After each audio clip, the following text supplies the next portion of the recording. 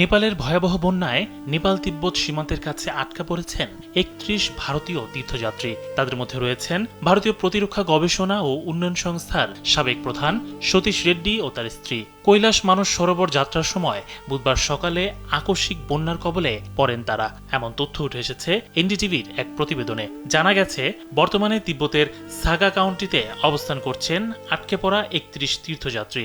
পরিবারের সদস্যদের সঙ্গে যোগাযোগ করে তারা জানিয়েছেন সবাই নিরাপদে আছেন। তবে বন্যা কবলিত এলাকা পার হয়ে গেলেও এখনও দেশে ফেরার পথ নিশ্চিত হয়নি। তিব্বত চীন হয়ে ভারতে ফেরার পরিকল্পনা করছেন তারা। এদিকে নেপালের ভয়াবহ বন্যায় বিপর্যস্ত হয়ে পড়েছে বিস্তীর্ণ এলাকা। ভেসে গেছে ঘরবাড়ি, সেতু ও গ্রামের পর গ্রাম। এখন পর্যন্ত প্রাণ হারিয়েছেন অন্তত ২৭০ জন এবং নিখোঁজ রয়েছেন ৮০০ জনেরও বেশি। নেপালের পররাষ্ট্রমন্ত্রী শিশির খানাল জানিয়েছেন, বন্যা কবলিত এলাকায় কৈলাস মানস সরোবর যাত্রার পথে থাকা প্রায় ৩০০ ভারতীয় নিখোঁজ রয়েছেন। ভারতের পররাষ্ট্র মন্ত্রণালয়ের তথ্য অনুযায়ী এখন পর্যন্ত ২১ ভারতীয়কে উদ্ধার করা হয়েছে। তবে ২৮৮ জন এখনও নিখোঁজ রয়েছেন এবং তাদের উদ্ধারে অভিযান চলছে। প্রাথমিকভাবে ধারণা করা হচ্ছে, হিমবাহ ধসে ভোতেকোষে নদীর লেন্দে শাখার পানি প্রবাহ বাধাগ্রস্ত হয়। পরে সেই পানি হঠাৎ নেমে এসে ভয়াবহ আকস্মিক বন্যার সৃষ্টি করে। দুর্যোগ মোকাবেলায় নেপালের পাশে দাঁড়িয়েছে ভারত।